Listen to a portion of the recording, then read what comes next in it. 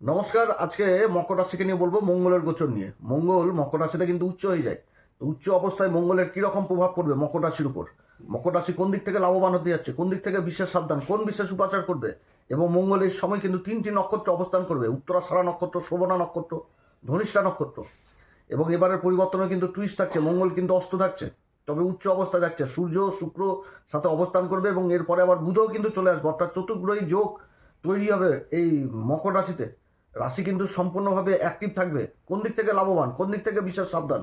তো যাই হোক, সবার প্রথমেই বলবো যে এটা একটা গ্রহগত আলোচনা করা হচ্ছে, চন্দ্ররাশির উপরেই বলা হচ্ছে, কারো কোনো রকম ব্যক্তিগত কুষ্ঠিধর আলোচনা নয়। যদি অনুষ্ঠান ভালো লাগে তাহলে লাইক শেয়ার কমেন্ট অবশ্যই করবেন, তার সাথে সাবস্ক্রাইব করবেন। এর আগে আমরা শুক্রের পরিবর্তন নিয়ে আলোচনা করেছি, সূর্যের পরিবর্তন নিয়ে করেছি, এবার মঙ্গল। তো মঙ্গল রাশির এই যে পরিবর্তনটা হচ্ছে, মঙ্গলের পরিবর্তনটা একদম 16ই জানুয়ারি থেকে 22শে ফেব্রুয়ারি পর্যন্ত তার পরিবর্তনের সময়সীমা। এবং এই সময় যে মঙ্গল তিনটি নক্ষত্রেই কিন্তু অবস্থান করবে। উত্তরাষাঢ়া নক্ষত্রে 28শে জানুয়ারি পর্যন্ত থাকবে, তারপরে হচ্ছে 29শে জানুয়ারি থেকে একদম 14ই ফেব্রুয়ারি পর্যন্ত থাকবে শ্রবণা নক্ষত্রে, চন্দ্রমান নক্ষত্রে। এবং তারপরে আবার 15ই ফেব্রুয়ারি থেকে একদম 22শে ফেব্রুয়ারি পর্যন্ত নিজের নক্ষত্র ধনিষ্ঠাতেই অবস্থান করবে। তো এই যে নক্ষত্রের প্রভাব, এরও তো প্রভাব পড়বে একটা মঙ্গলের এই রাশির উপর। এবং এই সময়কালে সূর্যও থাকছে কিন্তু একদম 12ই ফেব্রুয়ারি পর্যন্ত সূর্য 1 মাস পর্যন্ত মঙ্গলের সাথে রাশির উপর অবস্থান করবে। অর্থাৎ একদিকে থাকছে হচ্ছে সূর্য অষ্টমপতি, তার সাথে এই রাশির উপর আবার শুক্রের অবস্থান, লক্ষ্মীনারায়ণ যোগ, বুধও ঢুকে যাবে।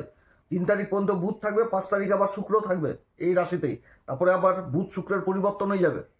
এই যে পরিবর্তন, লক্ষ্মীনারায়ণ যোগ, বুধাদিত্য যোগ, শুক্র মঙ্গলের যোগ, রাশি সম্পূর্ণভাবে অ্যাক্টিভ। এবং তারপর আবার রাশির অধিপতি শনিও কিন্তু এই মাসের 20 তারিখে আবার হয়ে যাবে, নিজের নক্ষত্রে প্রবেশ করে যাবে। শনি তো এই সময়কালে তৃতীয় ঘরে অবস্থান করছে, যেটা হচ্ছে পুরুষার্থ পরাক্রমের ঘরে। তো মঙ্গল উচ্চ অবস্থায় অবস্থান করছে।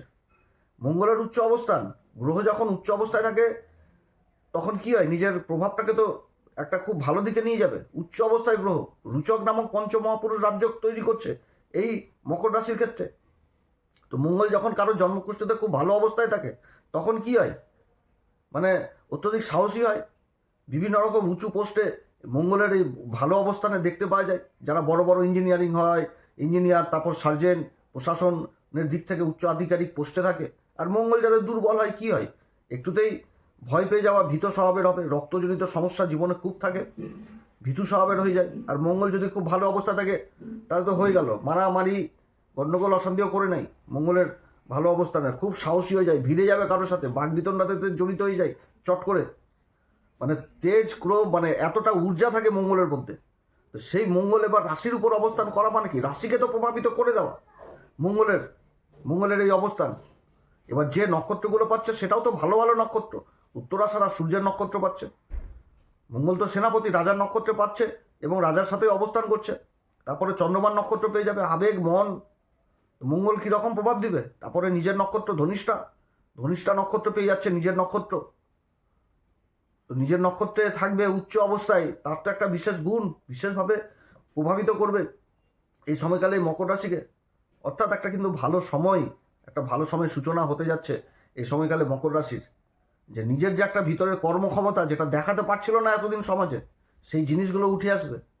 তবে কি সূর্য রাজার সাথে অবস্থান করা মানে কি, সময় মেনটেন ভালো হবে। সময়ের যে একটা মূল্য, দায়িত্ব, কর্তব্য, এগুলো জিনিস কিন্তু উঠে আসছে এই সময়কালে। একটা ভালো অবস্থান, ভালো দিক উঠে আসছে এই মঙ্গলের পরিবর্তনে। রাশিকে সম্পূর্ণ অ্যাক্টিভ করবে, প্রচণ্ড উদ্যমী হবে, সাহসী হবে, পরিশ্রমী হবে, নেতৃত্ব দেওয়ার ক্ষমতা রাখবে এই সময়কালে।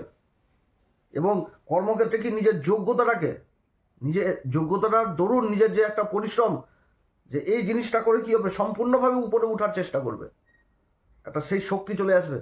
আর এদিকে শনি হয়ে গেছে, একদম নিজের নক্ষত্রে চলে আসবে এই সময়কালে। তো শনি আসা মানে নিজের নক্ষত্রে পরিশ্রম, পুরুষার্থ যথেষ্ট করাবে, নিজের পুরুষার্থের দ্বারা নিজের সফলতার দুয়ারে যাবে। সফল জিনিসটা কি সেই জিনিসটা বুঝতে পারবে। এত সুন্দর অবস্থান হতে যাচ্ছে এই মঙ্গলের পরিবর্তন। লক্ষ্মীনারায়ণ যোগ রাশির উপরই তৈরি হয়ে যাবে। বুধ আর শুক্র দুটি কেন্দ্রে বলছে ত্রিকোণের অধিপতি। পঞ্চম ঘরই হচ্ছে কে, বিশ্বরাশি, আর ভাগ্যের ঘরের অধিপতি হচ্ছে বুধ। একদম রাশির উপর উচ্চ মঙ্গলের সাথে অবস্থান করবে। একটা মানে খুবই ভালো সময়ের ইঙ্গিত পাওয়া যাচ্ছে এই সময়কালে মকর রাশি, চারিদিক থেকে একটা ভালো সময়। তবে কি, যে সূর্য মঙ্গল একসাথে অবস্থান করবে, শুক্রও থাকছে, কিছু কিছু জিনিস আবার অন্য দিক থেকে আলোচনা মানে সেদিক থেকেও খারাপ জিনিসও উঠে আসছে, সেগুলোও তুলে ধরবো যে কোন দিক থেকে মকর রাশিকে বিশেষভাবে সাবধানের প্রয়োজন রয়েছে। তো যাই হোক, মকর রাশির ক্ষেত্রে মঙ্গলের এই যে পরিবর্তন হচ্ছে 28 তারিখ পর্যন্ত মঙ্গল অবস্থান করবে হচ্ছে উত্তরাষাঢ় নক্ষত্রে, সূর্যের নক্ষত্রে। তো সূর্যও কিন্তু এই সময়কালে 23 তারিখ পর্যন্ত অবস্থান করবে নিজেরই নক্ষত্রে, তারপর তো শ্রবণাতে চলে যাবে।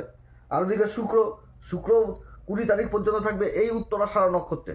অর্থাৎ 20 তারিখ পর্যন্ত 3টি গ্রহই থাকছে, এবং তারপরে তো আবার বুধ চলে আসবে। বুধও কিন্তু 20 তারিখ পর্যন্ত, বুধের অবস্থান হচ্ছে 22শে জানুয়ারি পর্যন্ত, আর শুক্র থাকছে 20 তারিখ পর্যন্ত। তো 20 তারিখ পর্যন্ত সবটি গ্রহই কিন্তু উত্তরাষাঢ় নক্ষত্রে থাকবে। উত্তরাষাঢ় নক্ষত্র মানে দশবিশ্বদেব 10খানা দেবতার আশীর্বাদ রয়েছে উত্তরাষাঢ় নক্ষত্রে।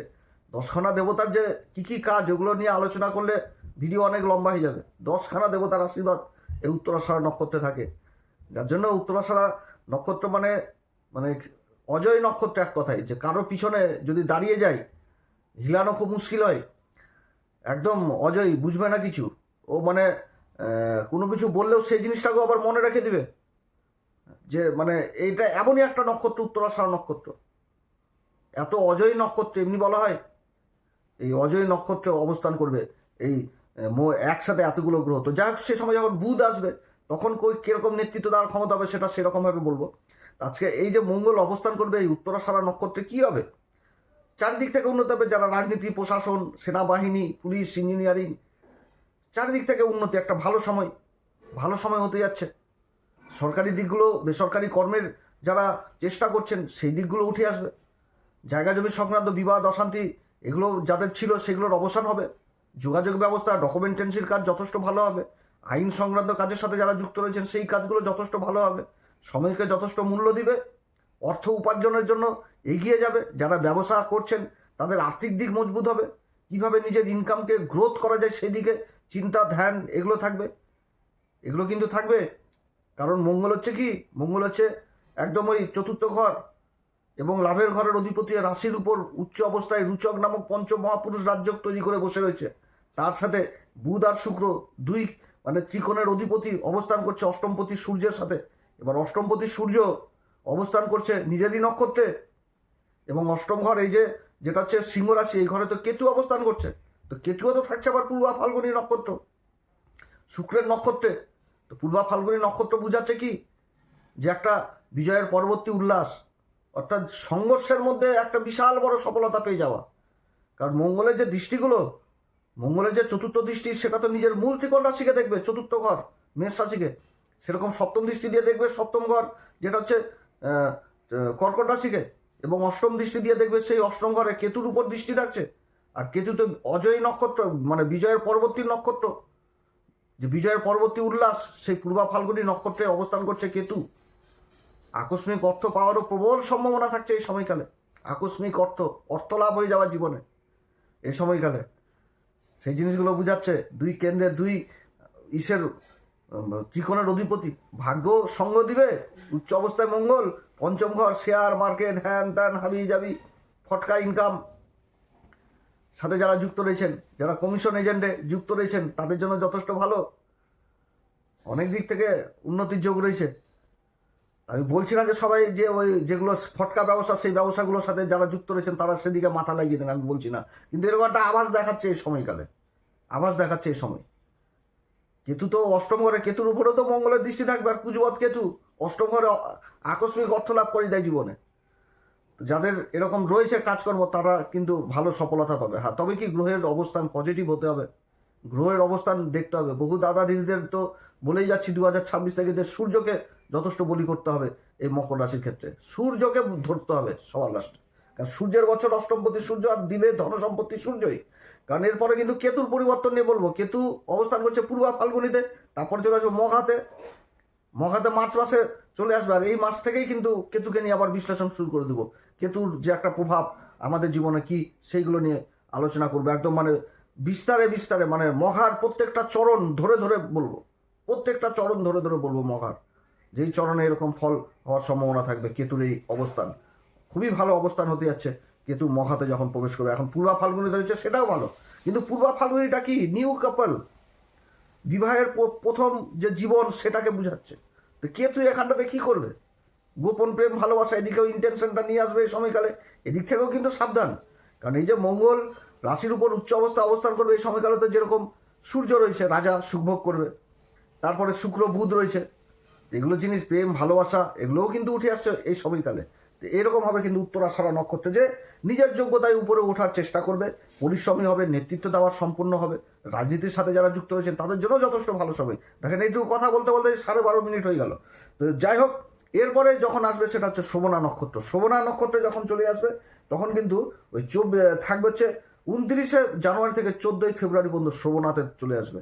আর এই সময়কালে সূর্য থাকবে ফেব্রুয়ারি মাসের 6 তারিখ পর্যন্ত, আর ওদিকে শুক্র থাকবে 31শে জানুয়ারি পর্যন্ত। আর ওদিকে বুধের তো এখনো শুরু হয়নি, বুধ তো 30 তারিখ পর্যন্ত থাকবে শোভনাতে, তারপর চলে আসবে। তো শোভনা হয়ে যাচ্ছে কি মোট মায়ের সংজ্ঞা, সপ্তম ঘর, কিন্তু এটা দাম্পত্য জীবন হয়ে গেছে। অর্থাৎ কথা শুনবে, এটা ঠিক শোভনাতে মনের কথা শুনবে, মনের আবেগকেও শুনবে, মনের আবেগের মানে আবেগও হবে কাজ, কিন্তু সময়কে বেশি গুরুত্ব দিবে। কথা শুনবে সবই ঠিক আছে, কথা টথা সবই শুনবে, কিন্তু মনের যেটা আবেগ, সেই আবেগ জিনিসটা কিন্তু কিছুটা হলেও এখানেতে কম থাকবে, এবং কাজকে বেশি প্রাধান্য দিবে এই সময়কালে। যে নিজের যে একটা সমাজের প্রতি বা নিজের যে একটা কর্ম, সেই কর্ম করবে, মনের আবেগও শুনবে, কথাও শুনবে, শুনে শুনে কাজও করবে। অর্থাৎ এই সময়কালে কি করতে হবে মকর রাশিকে, যে শুনে শুনে কাজ বলতে কি সম্পূর্ণ প্ল্যান মাফিক কাজ করতে হবে। উত্তরাষাঢ়াও নক্ষত্রে এই জিনিসটা বুঝাচ্ছে, শোভনা নক্ষত্রেও এটা বুঝাচ্ছে। কিন্তু আসল জিনিসটা ঘটবে হচ্ছে দাম্পত্য জীবনে। যত রকম রাগারাগি, অহংকার, ক্রোধ, জেদ, এগুলো কিন্তু দাম্পত্য জীবনে ক্ষতির আশঙ্কা থাকছে। অতএব নিজের কথাবার্তার দিক থেকে কিন্তু সাবধান। পার্টনারশিপে যারা ব্যবসা বাণিজ্য করছেন, কথাবার্তার দিক থেকে সাবধান। এবং তার সাথে এটাও যে উঠে আসছে যে আবেগ তো আছে, যে কোনো ডিসিশন নিতে গেলে মঙ্গল কি ঊর্জা, তো একটুতেই ধৈর্য হারিয়ে ফেলবে, আর এখানে তো মনকে বেশি প্রভাবিত করবে। তো ভুল ডিসিশন নিলে আবার কিন্তু অর্থ বিনাশও হবে এই সময়কালে। অর্থাৎ ডিসিশন নেওয়ার আগে কিন্তু চিন্তা ভাবনা করার প্রয়োজন রয়েছে। কারণ অষ্টমপতি সূর্যও রয়েছে, বিশ্লেষণ করতে হবে, গভীর বিশ্লেষণ। যে কেউ বললো, আর শনি কিন্তু তৃতীয় ঘরে রয়েছে, ডকুমেন্টেন্সি, কাগজপত্র, অর্থাৎ কাগজপত্রকে কিন্তু গুরুত্ব দিতে হবে। হ্যাঁ, তবে কি একাধিক দিশা পেয়ে যাবে।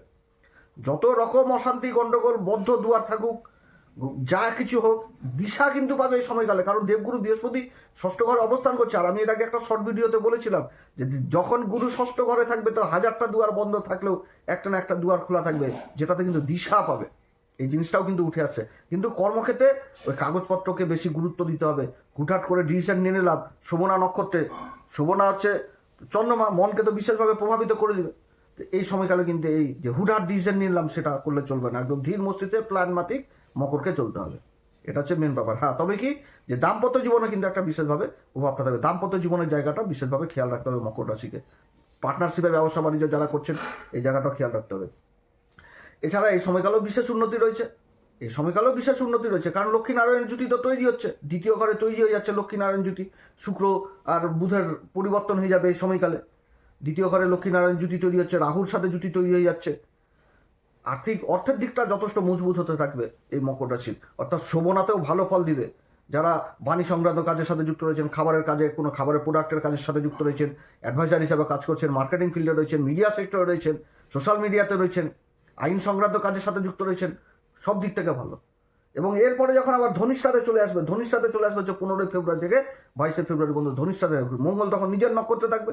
তো নিজের নক্ষত্রে গ্রহ থাকবে উচ্চ অবস্থায়, তাহলে কি হতে পারে, রুচক নামক পঞ্চ মহাপুরুষ, তো অতিরিক্ত আত্মবিশ্বাস হবে তখন আবার রাগ হবে, তাড়াহুড়া জিনিসটা বাড়বে, অন্যকে নিয়ন্ত্রণ করার ক্ষমতাটাও বেশি বেড়ে চলে আসবে, এবং দেহে কিন্তু ক্লান্তি ভাবও থাকবে। পরিশ্রম করাবে এই সময়কালে, যথেষ্ট পরিশ্রম হবে। এবং এরপর কিন্তু ওই সূর্যও কিন্তু আবার মাসের মাঝখানে আবার রাশি পরিবর্তন করে নেবে। 12 ফেব্রুয়ারি সূর্যও আবার কিন্তু রাশি পরিবর্তন করে নেবে। আর এদিকে মঙ্গল কিন্তু একাই থেকে যাচ্ছে উচ্চ অবস্থায়, তবে অস্ত থাকবে এটাও ঠিক, কিন্তু সেই প্রভাবটা থাকবে না, কারণ ডিগ্রির দিক থেকে অন্য জায়গায় চলে আসবে। তো এরকম হচ্ছে কিন্তু মঙ্গলের অবস্থান এই মকর রাশির ক্ষেত্রে। বিভিন্ন দিক থেকে উন্নতি হবে এই সময়কালে মকর রাশির। যারা ভূমি সংক্রান্ত কাজের সাথে যুক্ত রয়েছেন, সেল পারচেসের কাজের সাথে যুক্ত রয়েছেন, খাবারের ব্যবসা, হোটেল, রেস্টুরেন্ট, ফুডের ব্যবসা, প্রশাসনিক লেভেল, কোন জায়গাটা নাই, খেলাধুলা থেকে আরম্ভ করে সব জায়গাতে উন্নতি। সার্জেন, চিকিৎসা, রক্তের কাজ যারা করেন, হ্যাঁ, সেদিক থেকে উন্নতি। রক্ত নিহত গবেষণায় করছেন, সেদিক থেকে বিশেষ উন্নতি। সমস্ত দিক থেকে উন্নতি, ভালো সময় একটা উঠে আসছে কিন্তু এই সময়কালে। একটা অর্থ উপার্জনের একটা ভালো সুযোগ এই সময়কালে মকর রাশির জীবনে আসছে। তবে কি সঠিক সিদ্ধান্ত নিতে হবে, সিদ্ধান্তের ব্যাপারে পারাপারি ধাবড়াধাবি করলে কিন্তু হবে না। যে এখানটাতে যেটা প্রয়োজন, যে আমি জানি না, নলেজ নিলাম না, মুখের কথায় লাগিয়ে দিলাম, সেটা না। যে কোনো একটা যেখানটাতে অভাব রয়েছে সেটা কিন্তু 10টা লোকের সাথে আলাপ আলোচনা করেই কিন্তু এগিয়ে যাওয়া উচিত। এই সময়কালে মকর রাশির বিভিন্ন রকম উন্নতি। ধনিষ্ঠা নক্ষত্রে থাকবে, গান বাজনার সাথে যারা যুক্ত রয়েছেন তারা বিশেষভাবে প্রভাবিত হবে। গান বাজনা, নৃত্য, চিত্র, সঙ্গীত, এই সমস্ত ইনস্ট্রুমেন্টের কাজের সাথে যারা যুক্ত রয়েছেন সেদিক থেকে বিশেষ উন্নতি। অষ্টবসু, 8খানা দেবতার আশীর্বাদ রয়েছে। তার মধ্যে তো প্রভাস মেন চলে আসছে। আমাদের যে পিতামহ বিশ্বর সেই গল্প এই ধনিষ্ঠার সাথে কিন্তু যুক্ত রয়েছে।